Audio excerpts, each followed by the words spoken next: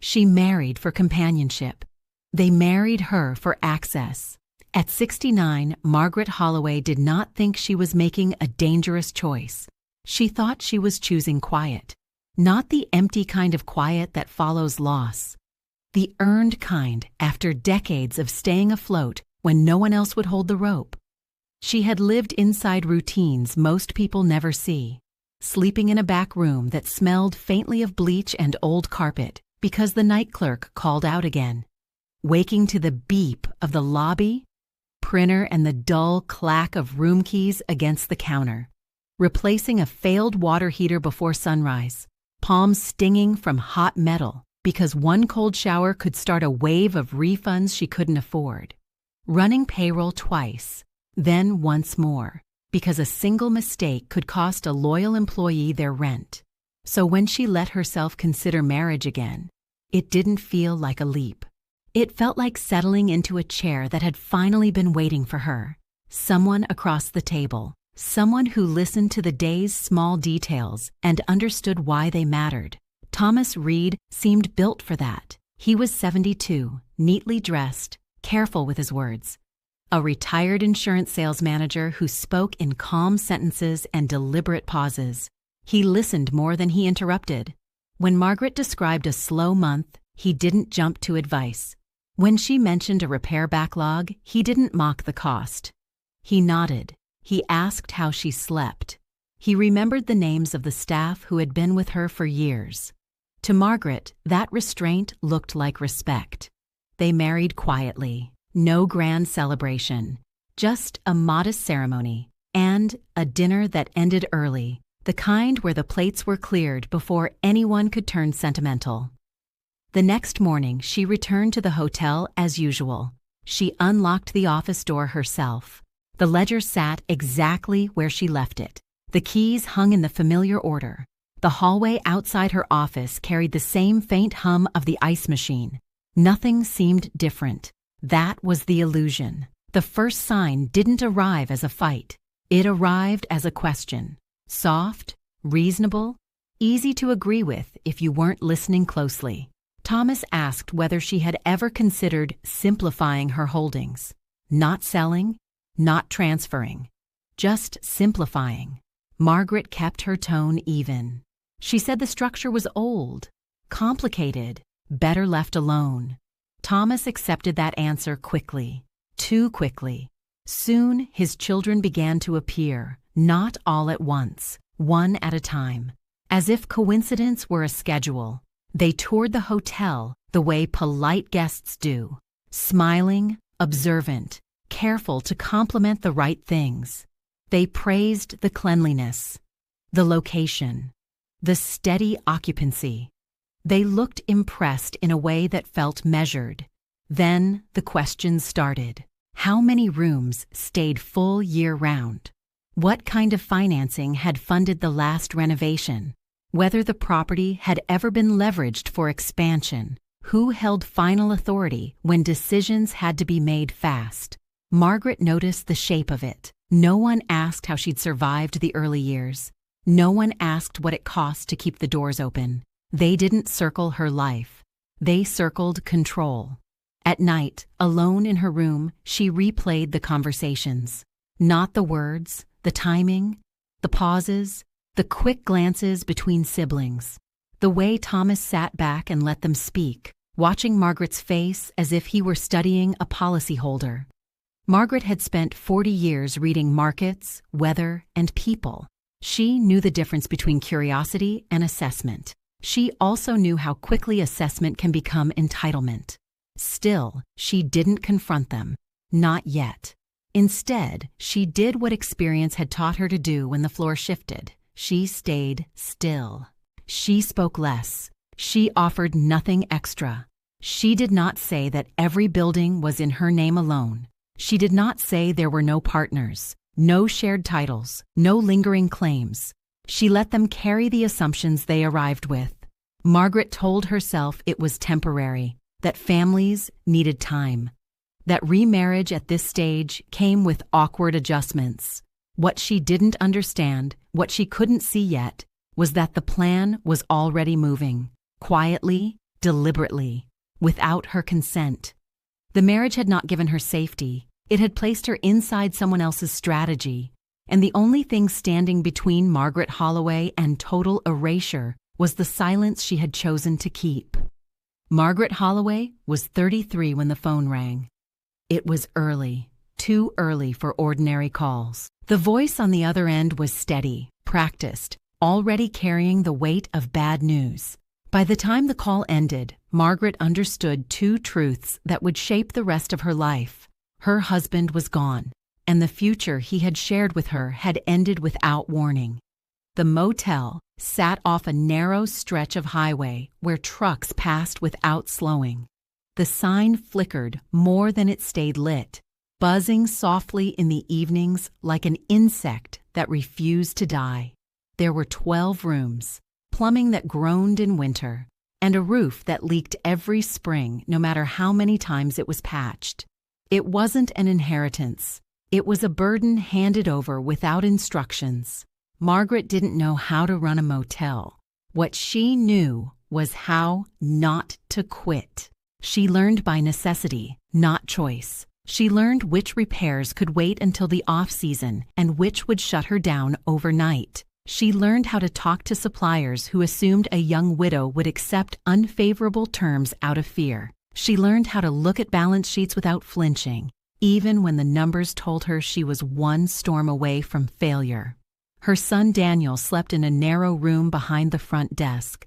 The hum of the vending machine and the rattle of the ice maker became his lullabies.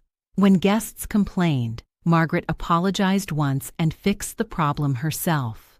When the river flooded the lower part of town, she let families stay without asking when they would be able to pay. There were years when profit felt like a rumor other people talked about.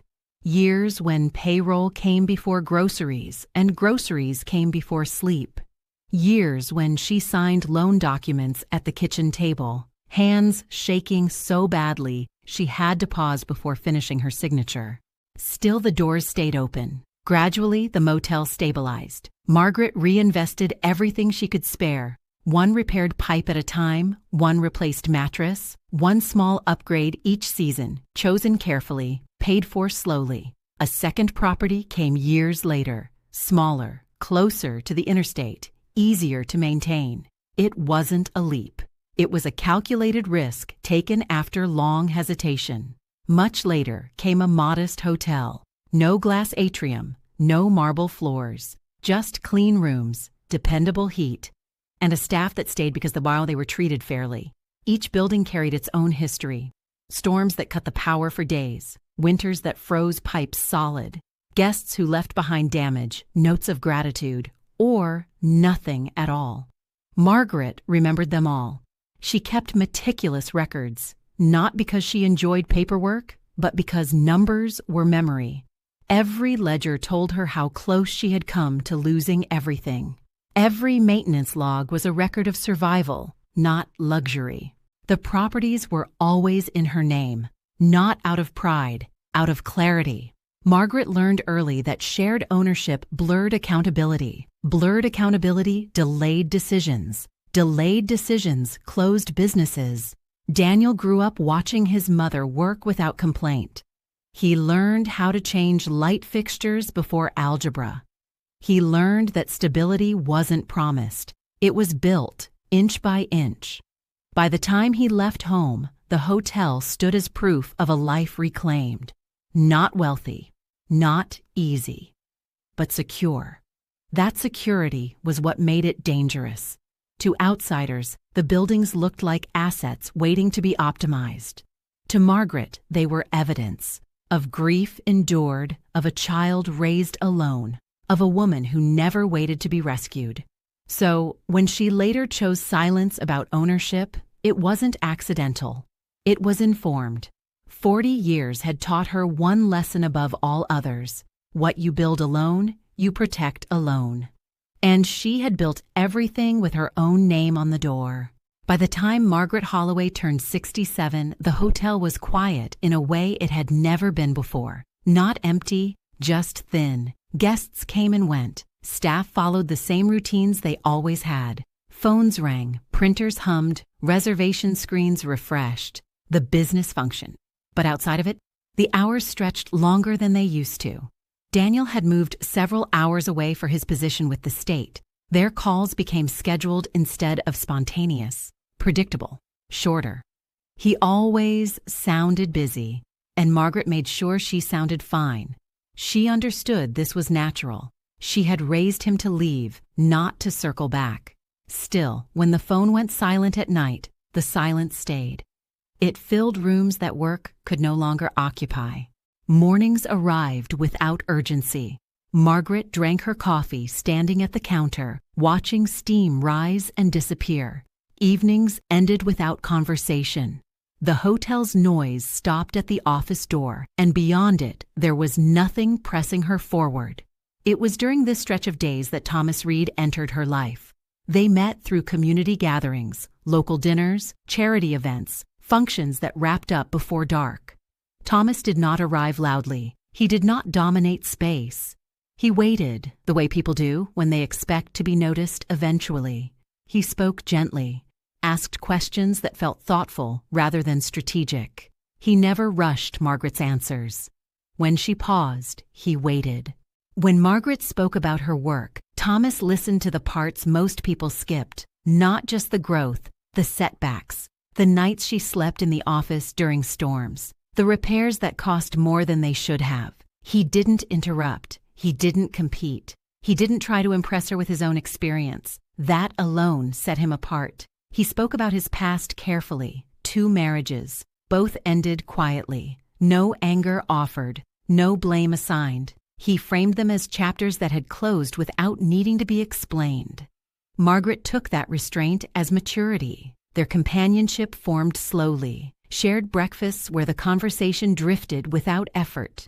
Walks that ended early because neither of them liked staying out late. Evenings where silence settled without becoming awkward. Thomas didn't push for answers. He didn't ask about access or authority. He didn't offer advice unless Margaret asked for it. To her, this felt safe. When the idea of marriage surfaced, it didn't arrive as a dramatic proposal. It came as a suggestion, spoken lightly, almost practically, a way to avoid being alone without dismantling lives that were already built. Margaret hesitated, not because she was afraid, but because hesitation had become a habit. She reviewed risk the way she always had, quietly, internally, without announcing the process. Thomas appeared uncomplicated. No visible debt. No urgency in his finances. No dependent children living under his roof. Nothing that suggested need. She agreed. The decision surprised people who knew her. They mistook independence for isolation. They assumed marriage must have come from fear. Margaret did not see it that way. She did not see marriage as surrender. She saw it as addition, a presence, not a takeover. What she could not see yet was how loneliness functioned like an open door. It didn't force entry. It invited it. And once that door was open, others felt entitled to step inside. Margaret Holloway met Thomas Reed's children the way she had learned to meet most turning points in life, gradually, without ceremony, and without assuming intent too early. They did not arrive together. There was no formal introduction. No family gathering where roles were declared. Each encounter felt incidental, as if it had happened by chance rather than design. The timing, however, followed a pattern. The first visit came only weeks after the wedding. A polite lunch arranged with careful language and reasonable excuses. The kind of meeting people frame as overdue rather than deliberate. The children were grown. Accomplished on paper. They carried themselves with the confidence of people who believed outcomes could be anticipated if enough information was collected. They did not introduce themselves as family.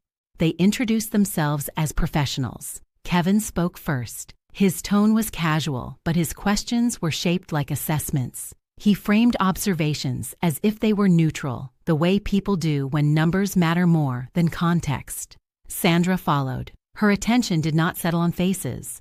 It moved through space, hallways, stairwells, utility access points. She cataloged the building without appearing to look at it directly. Luke arrived later, easier, warmer. He complimented the reservation system and suggested improvements without waiting to be asked. His friendliness came with momentum, the kind that assumes permission will catch up later.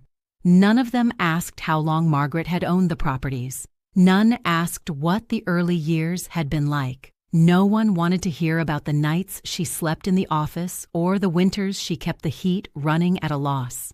They asked about leverage, about margins, about scalability. Margaret answered carefully, briefly. She kept her tone neutral and her posture relaxed. She noticed Thomas watching, saying nothing, letting the conversation move in one direction. That silence mattered. Daniel visited shortly after. He stayed only long enough to see the shape of things. He did not smile. He did not pretend comfort. He noticed how the questions were asked, not what was said. He noticed the speed, the assumptions, the absence of curiosity about his mother as a person. That evening, he urged Margaret to formalize boundaries. He did not dramatize the concern. He did not accuse. He spoke the way someone does when they want to be taken seriously. He suggested a prenuptial agreement. Margaret agreed, not because she felt threatened, but because she trusted preparation more than optimism. The agreement was explicit. Assets acquired before the marriage remained separate. No joint claims, no implied authority, no exceptions created by convenience or goodwill. Thomas signed without hesitation. He praised her caution, framed it as wisdom, said it made him respect her more. His children said nothing. Margaret took that silence as acceptance. What she did not understand yet was that the counting had already begun. They had not come to meet her. They had come to measure. And once measurement begins, ownership soon follows. Margaret Holloway had spent most of her adult life in rooms where information traveled faster than trust. Suppliers negotiated with numbers, not relationships. Bank officers hid uncertainty behind rehearsed smiles. Inspectors arrived with clipboards and expectations that never accounted for context. Over time, Margaret learned a rule that never failed her. The more people believed they understood your position, the less carefully they listened. So she learned restraint. After the visits from Thomas's children, Margaret did not grow defensive. She grew deliberate. She answered what was asked and nothing more. She allowed questions to end where they were framed. When someone referred to the hotel as family property, she did not object. When assumptions surfaced about shared ownership, she did not clarify.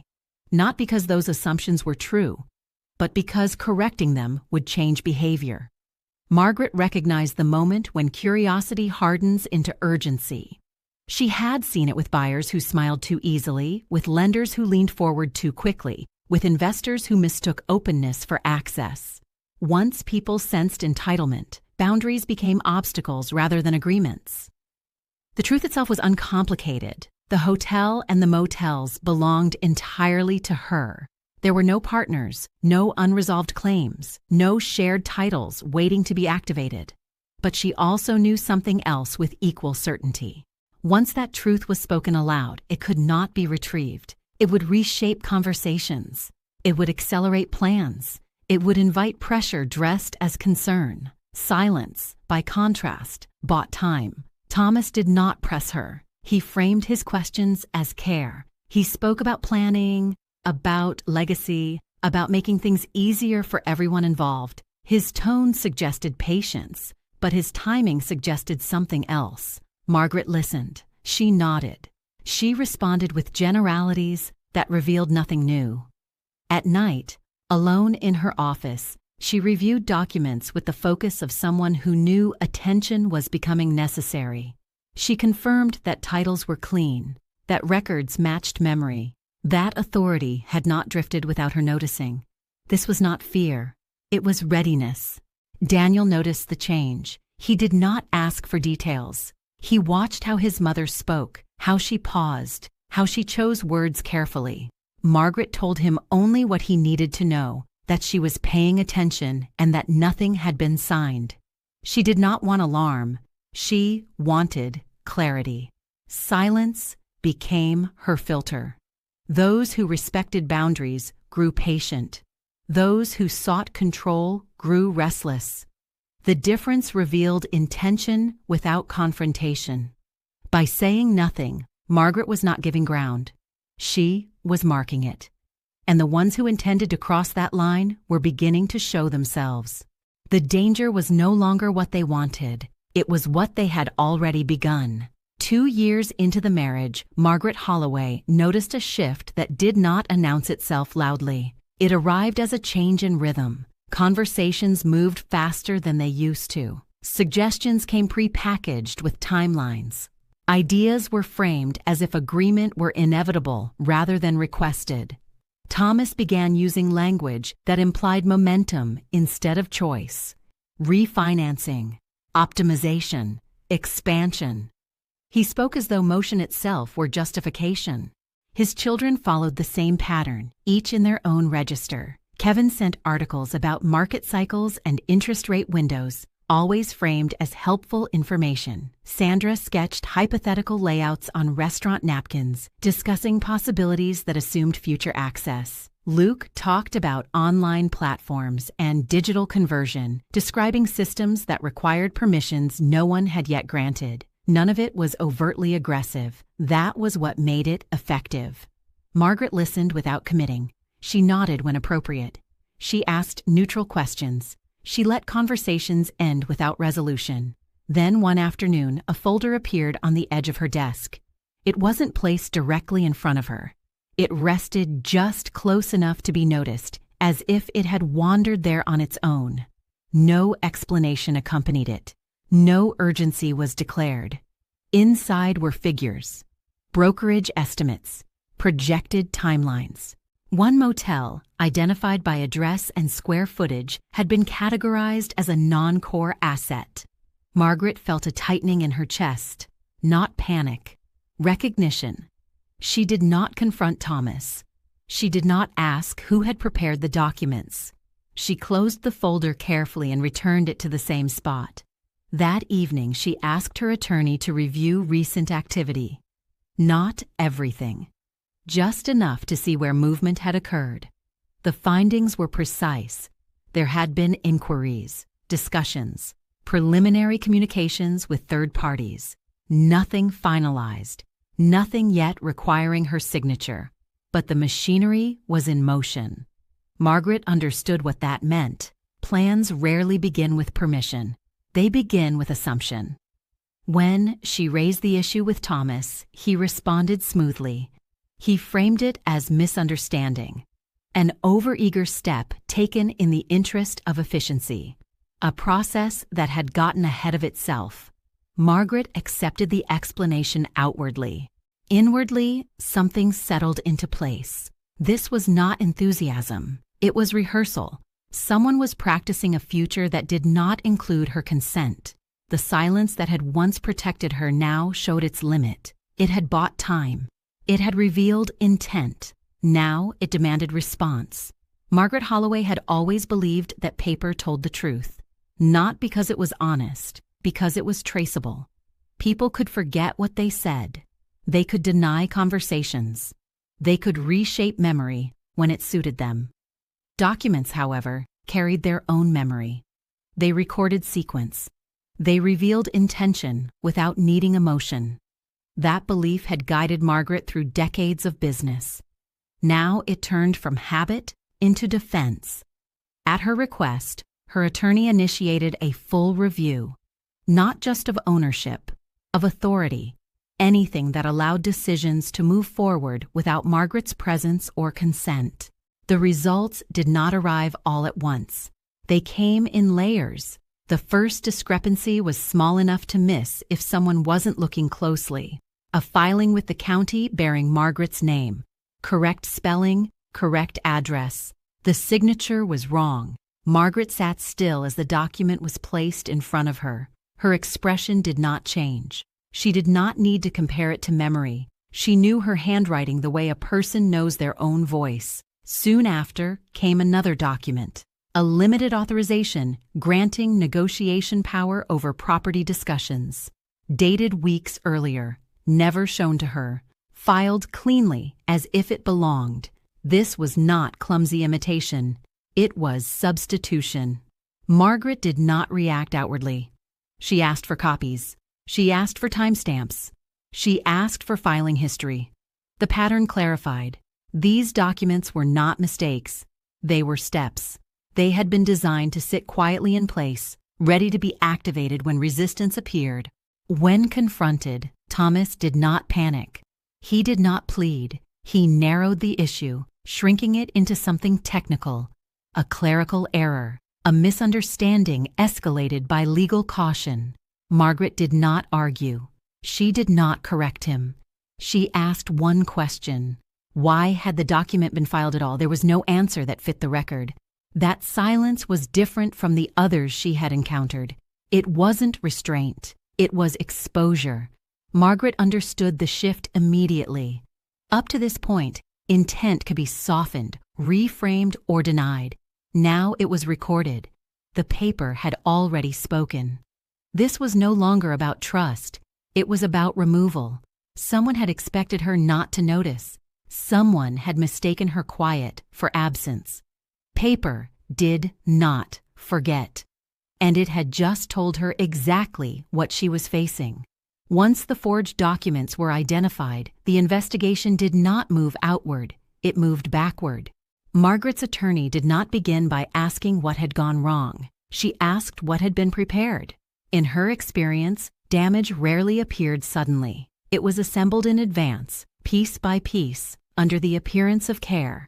The review widened to include medical records, not diagnoses, not treatment plans, language, timing, context. What emerged was subtle enough to pass unnoticed by anyone who wasn't trained to see patterns.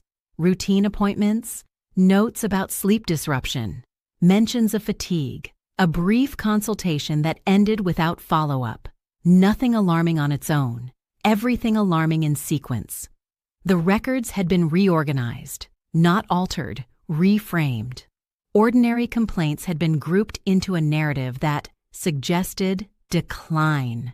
The implication was never stated directly. It didn't need to be. Concern does the work when accusation would fail. Margaret recognized the structure immediately. Insurance had taught Thomas how authority shifts when doubt is introduced, not with proof, with suggestion. The attorney requested background, not about Margaret, about Thomas. A retired county investigator agreed to assist. Quietly. His role was not to accuse, but to connect what had already occurred. 2 prior marriages surfaced. Each ended differently on paper, yet followed a familiar rhythm. Late-stage asset transfers, expanded authority near moments of supposed concern, legal boundaries that shifted just before separation or death. No single event mirrored another. But the shape repeated. Margaret felt the weight of recognition settle in her chest. This was not improvisation. It was rehearsal. She had not been chosen by accident. Her silence had slowed them. It had forced patience, but it had not changed intent.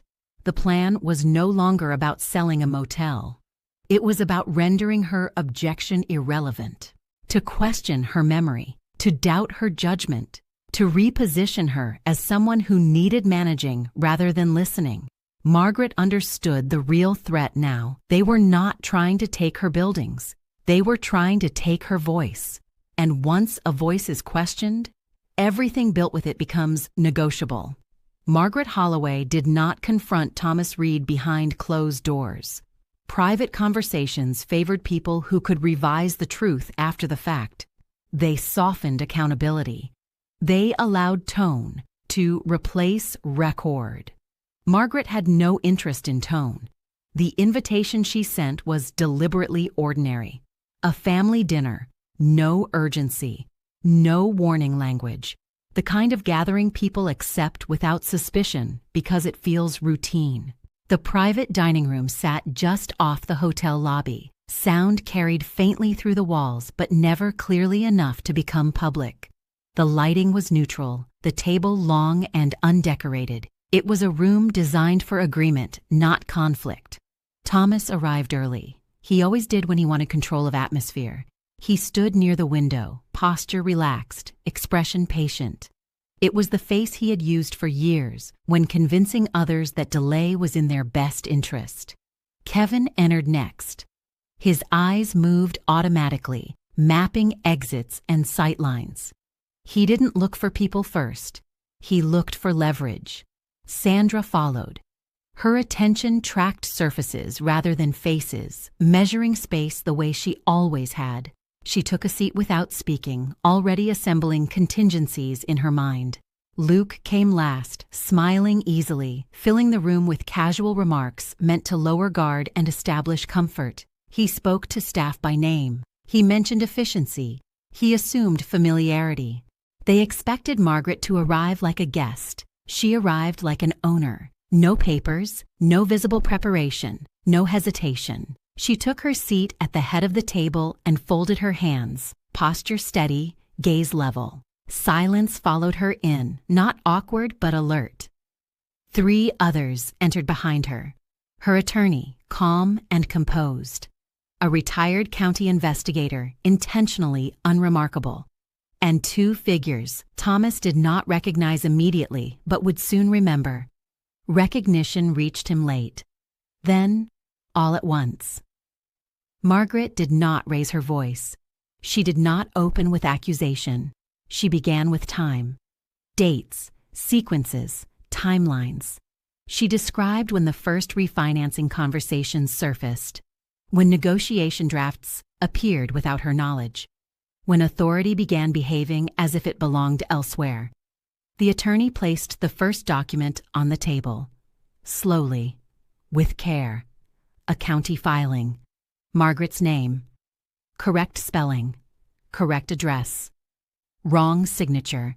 Kevin leaned forward before he could stop himself. Sandra's hands went still. Luke's smile tightened, then thinned. Margaret continued. She described how ordinary medical notes had been reorganized into a narrative, not a diagnosis, a suggestion, one that quietly positioned her as someone who might need guidance. For a moment, Thomas interrupted. He spoke gently, framing everything as confusion. Good intentions misread. A process that had moved too quickly without malice. The explanation almost worked. Then the investigator spoke, not with accusation, with pattern. 2 previous marriages. Similar timing. Similar expansions of authority. Similar reliance on concern rather than consent. The room shifted. Confidence drained first. Then alignment. The children stopped watching Margaret and turned toward Thomas instead.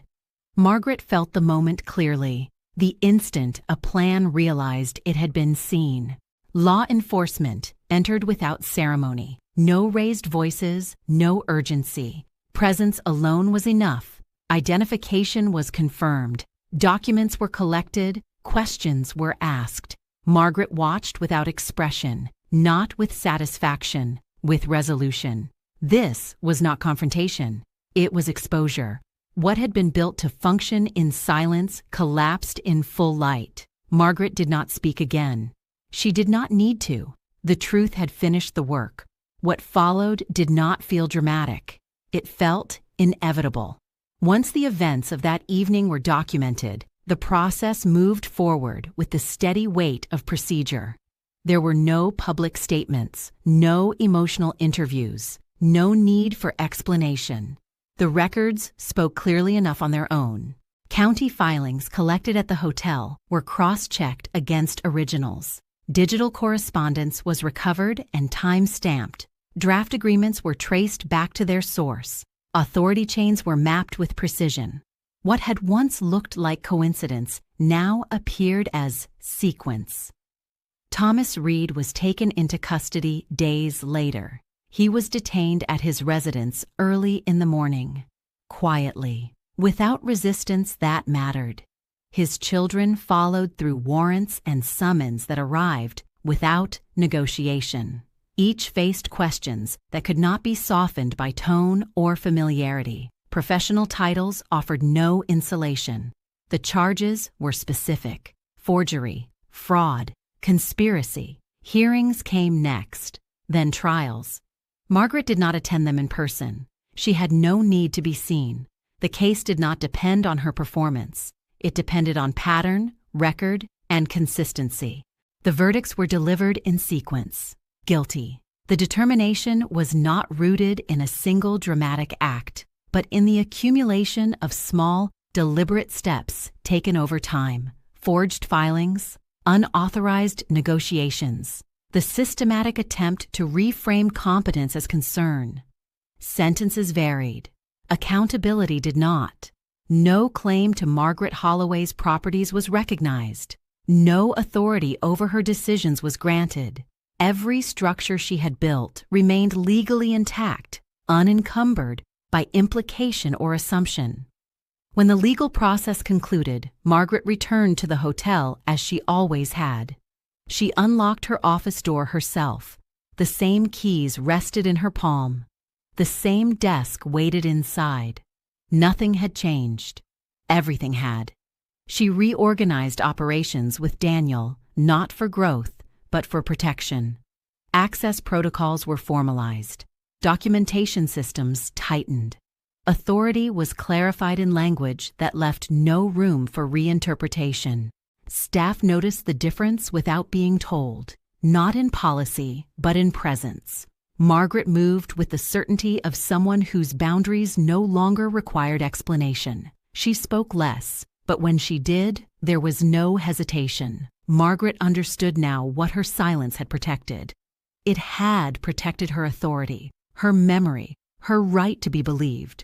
Love, she realized, did not require exposure. Trust did not require surrender. Silence was not secrecy. It was discernment. And the hotel remained, not as an asset, but as evidence.